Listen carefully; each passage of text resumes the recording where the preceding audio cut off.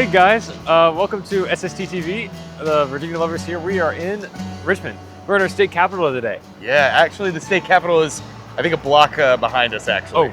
Oh shoot. Okay, well, walk with us. Let's go see it. Let's go. Jacob, did you know that the Virginia state capitol is the, we have to hit the button, by the way.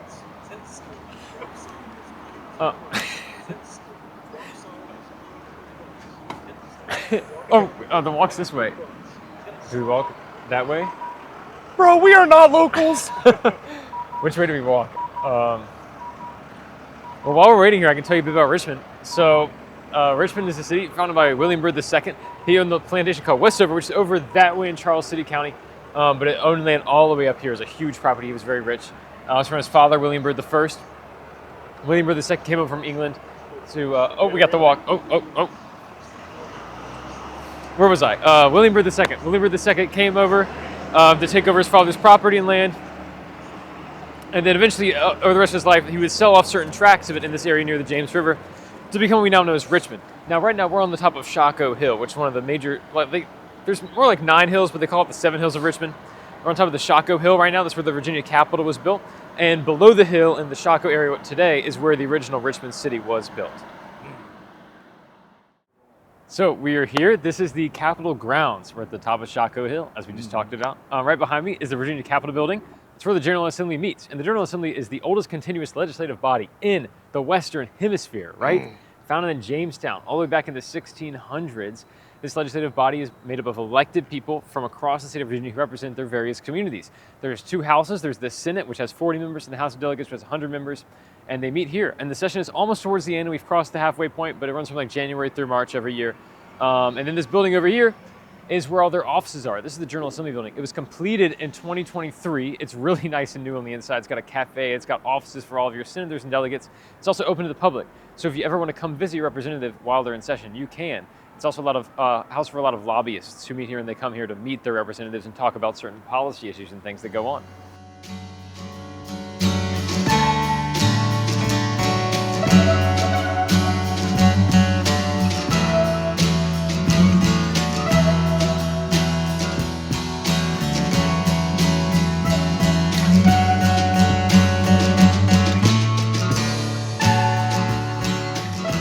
So we're standing here. This is the Virginia Capitol building. I'm on the front porch here.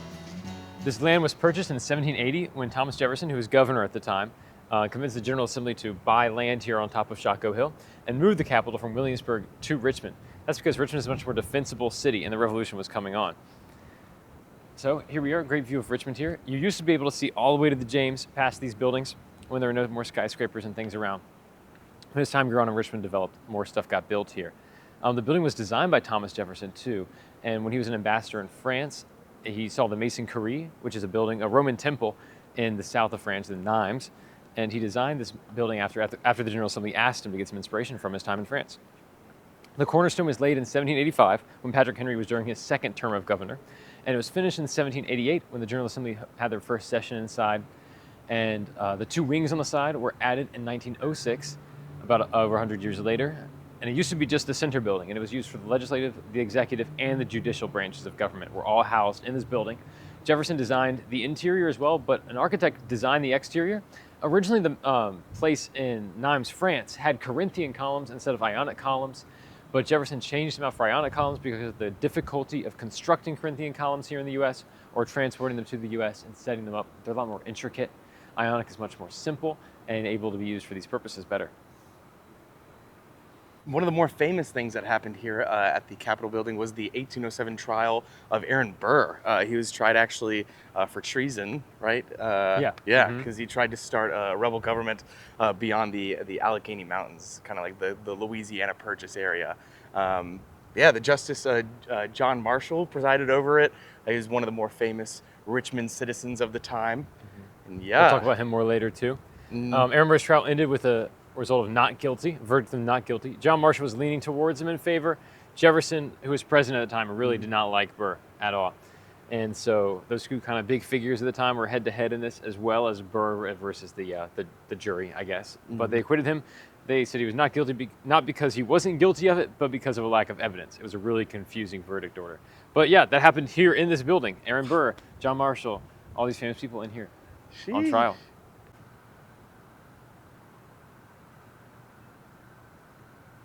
The 1870 Capitol disaster happened on the 3rd floor of this central building here. What happened was, at the time, the Union government of Richmond, after the Civil War, had kind of ceded a lot of control to the more Republican, or not Republican at the time, more Democrat conservative government. And the conservative governor had reappointed city council members in Richmond. And they'd elected a new mayor. And so this new mayor was kind of doing battle with an older mayor, the mayor that the Union had appointed. And so during the midst of all this, and like a little bit of police battles, some like militants in downtown Richmond, they basically came to a trial where mayor versus mayor, and this, the Virginia Supreme Court of Appeals was going to decide who was the real mayor of Richmond.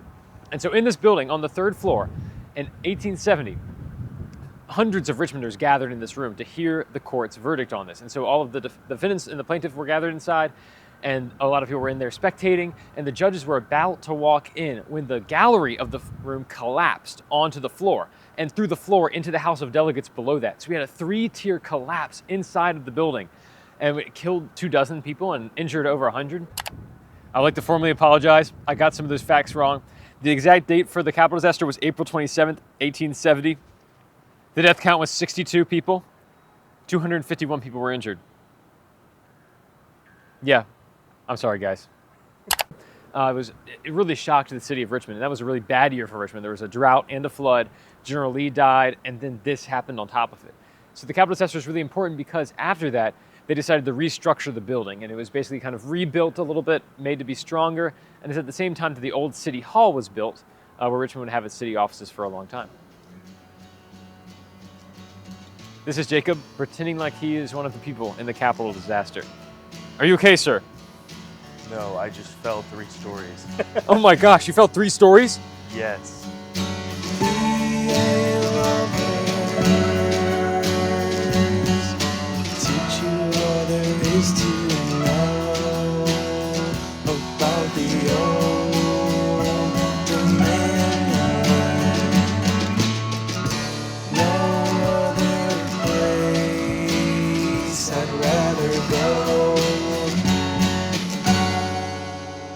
Amazing.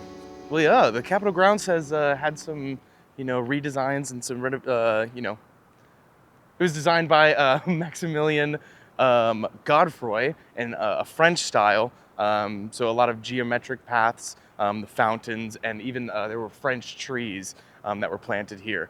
And then I believe in 1818 was when the black fence surrounding the Capitol grounds was erected. Very beautiful. And then in the 1850s, it was redesigned by gentleman John Notman in the more English style, which meant curving paths, more open lawns, stuff like that. So yeah. Also, the French trees that were here were replaced with Virginia native trees, which is what we have here today. Jacob, I feel like my voice kind of scratchy. Do you have any like vocal warm-ups I could do? Yeah. This is one that we used to do in my high school drama class. We'll add a little bit to it. So ready? Abigail Spanberger. Abigail Spanberger. Abigail Spanberger eats hamburgers. Abigail Spanberger eats hamburgers. Abigail Spanberger eats hamburgers with the Hamburglar. Abigail Spanberger eats hamburgers with the Hamburglar. Yep, just rinse and repeat. Dude, Abigail Spanberger. I feel so like my throat's just, it's Abigail clear. Spanberger eats hamburgers. It's that works like a charm. Oh yeah. So I know you guys are like, Chandler, what's behind you? This is my house. Well, hopefully it will one day. This is Virginia's executive mansion. It's where governors live. This is the governor's residence. Abigail Spanberger is here in occupancy right now. Well, I don't know about right now, but usually during the week, she'd be here because it's her house. It was built in 1813, and the first governor occupied was James Barber, the 18th governor of Virginia. And it was designed by a man named Alexander in the federal style, and it is the oldest continuously occupied executive mansion in the U.S., which means governors have been living here longer than any other state in the country. Let's go, Virginia. Behind me is the Washington equestrian statue. It was designed by Thomas Crawford and finished in 1858, 3 years before the Civil War. It features George Washington, our country's first president and a native Virginian, on his horse, pointing off into battle there at the top. The other additions around him were finished in 1869, several years later, and they present 6 people who are famous from the founding of Virginia. Now this statue, just the Washington part, is 21 feet tall and 18,000 pounds, and it was erected on February 22nd, 1858. It took hundreds of Richmonders to hoist the statue down through the parade and up onto the top of this pedestal. It's a lot of work, especially in a time when we don't have electric cranes. It took a lot of work back then. So the stick statues behind me, immediately to the right here, you see George Mason. George Mason wrote the Virginia Declaration of Rights, which became a foundational document for the National Bill of Rights. He'd actually go to the Second Constitutional Convention, where he would not sign the Constitution because it didn't have a Bill of Rights. He also contributed the first draft of our original Virginia State Constitution in 1776, and additionally inspired the phrase Sic Semper Tyrannis to be on the state seal and as our state motto. George Mason, a lot to thank him for. Resident of Fairfax County at Gunston Hall, and one of the original founding fathers of our country and our state. Beyond him is Thomas Jefferson, a man who needs no introduction. He wrote the Declaration of Independence. He was the second governor of Virginia. He was president of the United States. He founded the University of Virginia. He wrote the Virginia Statute for Religious Freedom. He did all this kind of cool stuff for our state. And he's definitely a very complicated figure, but we can thank him for what he's contributed to Virginia. And you can see him up there with his pen because he's definitely the writer of the Revolution. Jefferson contributes a lot by his writing. Beyond him, you've got Thomas Nelson. Thomas Nelson Jr. was a native of Yorktown, Virginia, and he commanded the state militia during the Revolutionary War. He also served as the third governor of the state. And during the Battle of Yorktown, he actually offered money to the first soldier who could shoot Thomas Nelson's house, his own house in Yorktown. He was very generous with his money and funded a lot of the Revolutionary War here in Virginia. He gave away his personal fortune for American liberty. Next around the corner, you can't see him here, but it's Andrew Lewis. Andrew Lewis was a more frontiersman of Virginia. He lived in Salem area, and he commanded the victorious army at Point Pleasant, West Virginia, against the Native Americans, which was often called the first battle of the Revolutionary War. During Lord Dunmore's War, he would go on to be the brigadier general of the final battle at Gwynn Island, which pushed Lord Dunmore out and away to Britain. That was an extended war between the royal governor of Virginia, the last one from Britain, which was Lord Dunmore, and against the Continental Army in Virginia, the Virginia State Militia. So, a lot to thank Andrew Lewis for. He was a resident near Salem for the rest of his life. Contributed a lot to our country's founding military-wise. Next around the corner, you've got Patrick Henry there. Patrick Henry with his hands up there. He's our great orator. He said, "Give me liberty to give me death," in St. John's Church, just over the way in Church Hill. He's also going to be our first governor of Virginia, and he's going on to just be so influential in the establishment of Virginia and our culture as we escape from the confines of being part of Great Britain and as we go into the new waters of independence for our country. Last person up on here is John Marshall. We talked about him before with the Byrd trial. John Marshall is Richmond's most famous citizen during and after the Revolution. He'd often go around town not very well dressed. He wasn't known for his style, so his unassuming look would often make townspeople not recognize him. But he was very popular around town, especially when he became the Chief Justice of the Supreme Court, probably the most influential Chief Justice in history. He was Chief Justice during the Marbury v. Madison case, which decided judicial review and allowed that to where the judiciary, the Supreme Court of the United States, be able to decide if something is constitutional or unconstitutional. That happened during Marbury v. Madison, while Marshall was Chief Justice. He put ahead with Jefferson a lot, but in the end, he was a great man who contributed a lot to Richmond and to Virginia and to this country as a whole during its founding. Now, these lower statues here all have the same kind of image. They're more in like a Gothic style, and they have on the sides of the shields, there are locations significant to the founding of Virginia, such as Point Pleasant or Great Bridge, or battles of the Revolutionary War like Princeton, or not Princeton, sorry, but like places that are important to that. I was thinking of Great Bridge then. And at the very bottom are different themes that define each person's life. So underneath Mason is the Bill of Rights, because he wrote the Virginia Bill of Rights. Over for Nelson, it's finance, because of his financing of the Revolution. And you can see these different themes, like Jefferson's independence, and trace how the statue was built. So I love this statue. I love the themes that it represents for each person. I love the things these people contributed and how it honors them. And it's probably my favorite here in Capitol Square. So if you ever get a chance, definitely come see this and kind of piece it together. How do these locations impact Virginia history? What do these themes mean for Virginia history? How do these people contribute to Virginia history? And how is the design of this statue designed for you to understand that?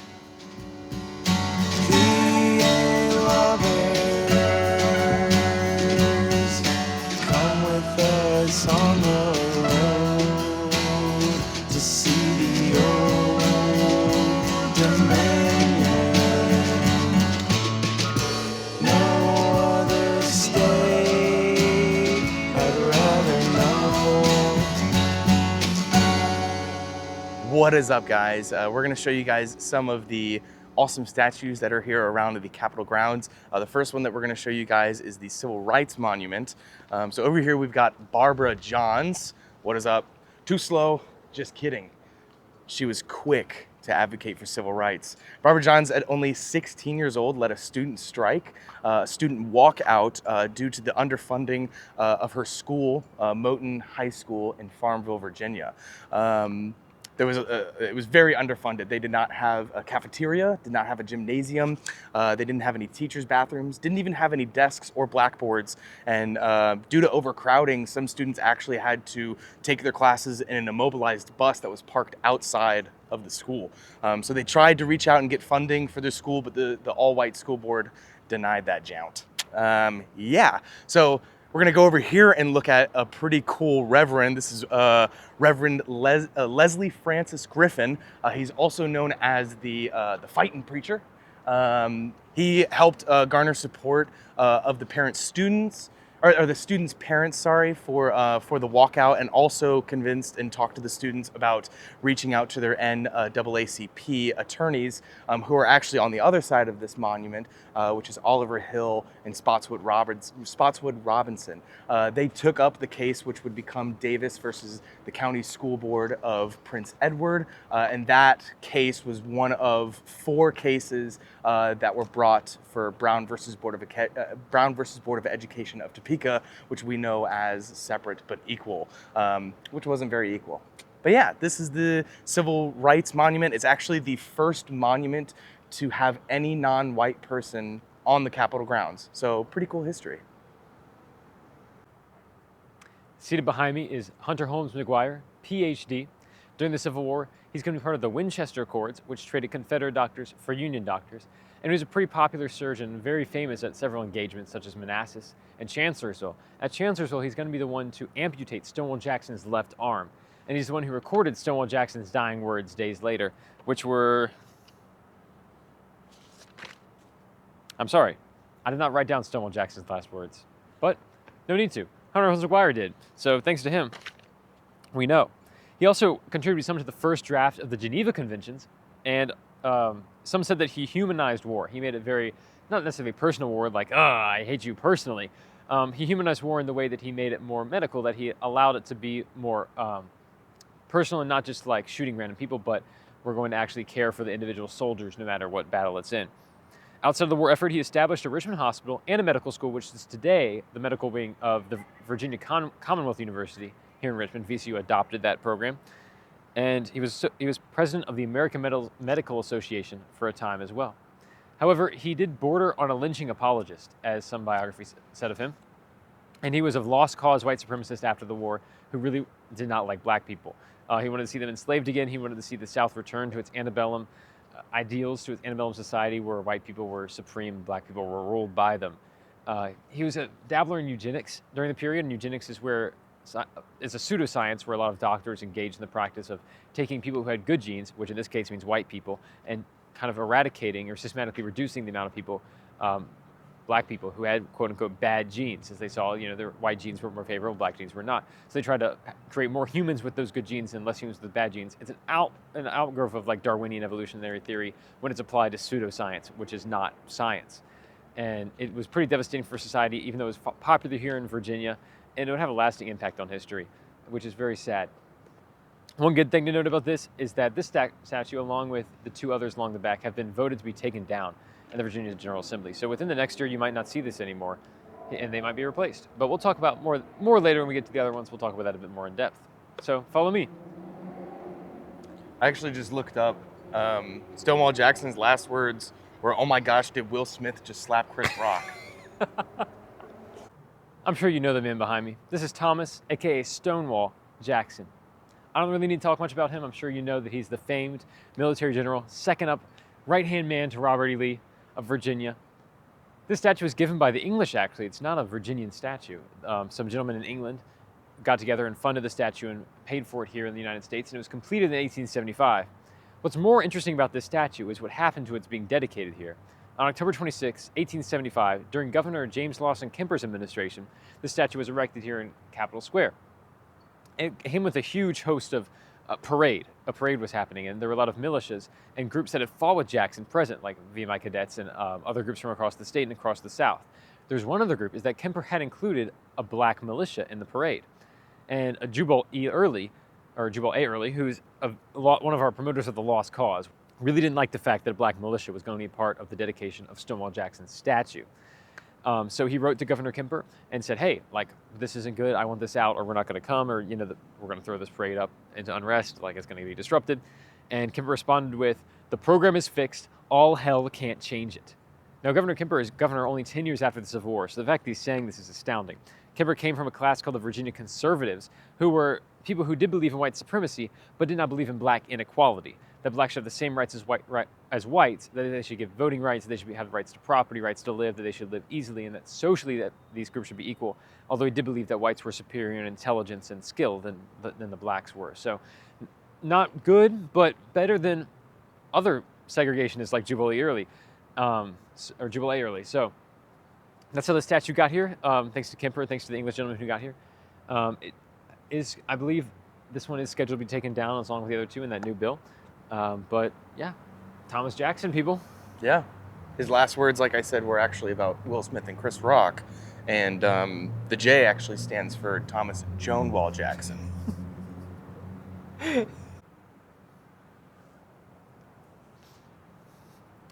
So that statue you're seeing over there is the Washington equestrian statue. Behind me is the only governor of Virginia on Capitol grounds who's not on that statue. And so William Smith is behind me. He was a two-time governor of Virginia, once before the Civil War, the second time during. He ended his second term by being arrested by Union officers while in office. William Smith got the nickname Extra Billy because he used to have a stagecoach line which ran mail from the federal capital in Washington, D.C. to the state capital in Georgia.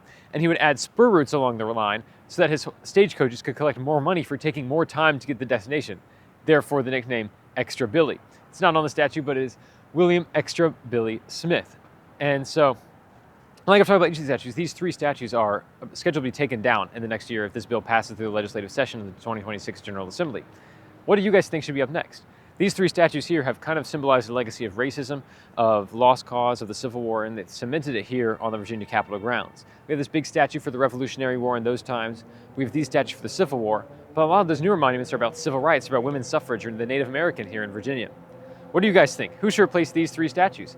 Who would be the most important figures from Virginia history we could submit in our modern day history today to establish a new era where we're not focused on old things of the past like the lost cause or racism or white supremacy, where we can emphasize individuals of diversity and of commitment to Virginia, of white, black, male, female, or whatever it may be, who have established our great Commonwealth as it is?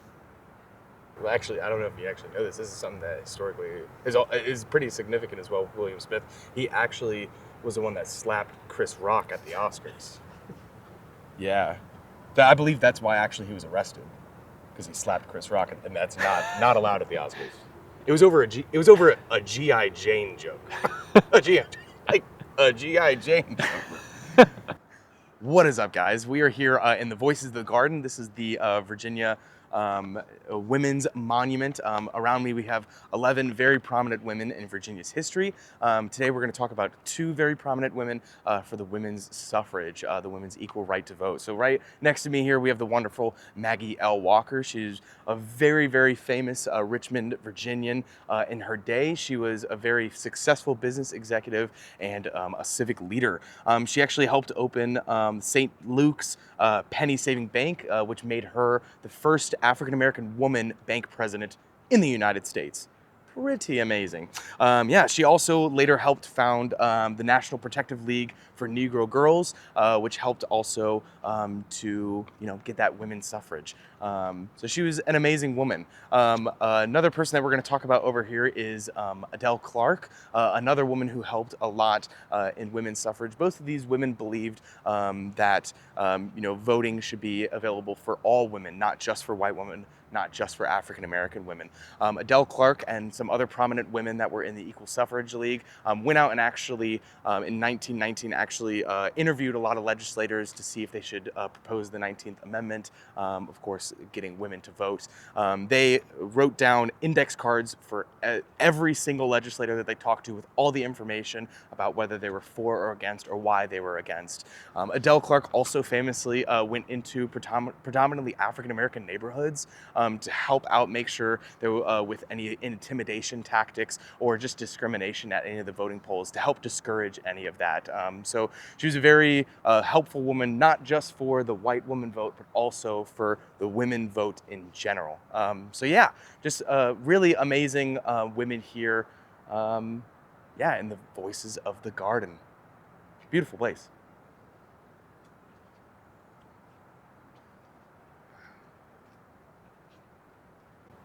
Behind me is the bell tower. We're in the southeastern corner of Capitol Square. This bell tower was originally used for the Capitol Police. It wasn't called the Capitol Police when it was founded, but it was used for their kind of organization's headquarters. Now this area is a lot used for a meeting spot for rallies or anything that happens here out on the Capitol grounds. A lot of people can gather in this larger open place, flatter place very easily. So a lot of speakers will be in this area and people will line up to hear them, and a lot of rallies start in this way. But right next to it is the Native American Monument. So follow me as we walk through it. This is a very intricately designed monument. Notice how it starts at ground level and is going to ascend upwards. Now this monument is called Mantle. It's called that after Chief Powhatan's robe, or mantle, that he gave to the Englishmen when they arrived, who he gave to King James when the Englishmen arrived in Virginia. Now that mantle was a deerskin mantle that was embroidered with nautiluses, which are the shapes of like those small shells that have like the spiral with the circle, but they're almost like that kind of shape. And so this is designed to kind of emulate those that were on Powhatan's mantle as an image of the Native Americans of Virginia. So notice how we're sloping upwards and it goes around the spiral pattern. The spiral pattern also doesn't just mean the nautilus shape, it also means a bit of an Indian traditional dance. So as you wind yourself around here, you're thinking of ceremonial dances and shapes they would make during their cultural movements. So the center of this section is designed to look like Native American pottery, and the spiral names going out are all Native American names for locations and tribes here in Virginia. So there's examples like Poquoson, Piankatank, Chesapeake, Appomattox, Shenandoah, these Native American names that we still use today for different locations and different tribes. Once you're done viewing this monument, the goal is to kind of spiral back out, reminding you of the way you came in. And this Native American dance pattern of spiral, reminding you of Powhatan's mantle, and then is eventually going to return back to the earth at the same level you entered, just in the same way that Native Americans believe that life came from the earth and returned back to it in the end. It's really an ingenious monument. It's not too old either, it's pretty recent. And if you see here, there's an additional detail. Here's an example of Native American food, the ruffles that they would eat as a traditional part of their ceremony. Maybe this one was John Smith's. We don't really know. But great monument, beautiful grass, and I'm sure this is one for meditation and contemplation on not just our state's last 400 years of settlement and colonization, but on our prehistory of more than 1,000. Jacob, it's like 8 VCU girls over there taking graduation photos. I gotta walk up and be like this. Here, Thomas. Hey, you from Virginia? Because I hear it's for lovers. Smitten. Sitting behind me is Edgar Allan Poe. I mean, I'm sure you're familiar with. He's the South's biggest literary name in the early 19th century. Now, a lot of New Englanders have taken over literature. You know, you think of the Transcendentalists, Thoreau, and the poets like Wheatley and Freneau and other authors like Hawthorne. But really, the South has Edgar Allan Poe, and he's our first big Southern author. And he's not born in Richmond, Virginia, but his connection with Richmond and Virginia is the biggest part of his life. He's actually born in Boston, but his mother was here in Richmond as an actress at a stage play when she died tragically of tuberculosis. Now, Poe would be adopted by the Allen family and grow up here in Richmond. He had a lot of friends here in Richmond, and he'd go to the University of Virginia for a semester before going to West Point. And so Poe's upbringing was very Virginian, it was very Richmond, and then he would return here later in life. In 1836, he's going to marry his wife Virginia here in Richmond. They're going to go on honeymoon in Petersburg, actually. And a lot of people associate Poe with Baltimore, too. But Baltimore is really only where Poe died. And 2 weeks before his death in Baltimore, he was in Richmond. So Poe's history with Richmond is very deep. He considered himself a Richmonder and a Virginian. And so he was that first, and he was that foremost. And we can really credit Richmond for having Poe. After he left UVA and chased life away from Virginia for a little bit, he came back to be the editor of the Southern Literary Messenger, where his criticisms of literature were very popular and gave the magazine a lot of readership in the area and around the country. And the bricks from that building where the Southern Literary Messenger were held, where that building was, are now used for part of the Poe Museum, which is further down in Chaco that way. So Poe has a deep history with Richmond and Virginia as a whole, and we can really claim him as our own. So we're going to end this video where we started it, right in front of City Hall. After the Capitol disaster in 1870, it caused the city to reevaluate its structure of both the General Assembly building, the Capitol, and its City Hall. And in doing so, it rebuilt this City Hall here. It's a very beautiful building. You can look behind you. It's grandiose, it's vast. It's not in use today as the City Hall, but it still stands here as a monument to the history of Richmond, right next to the Capitol.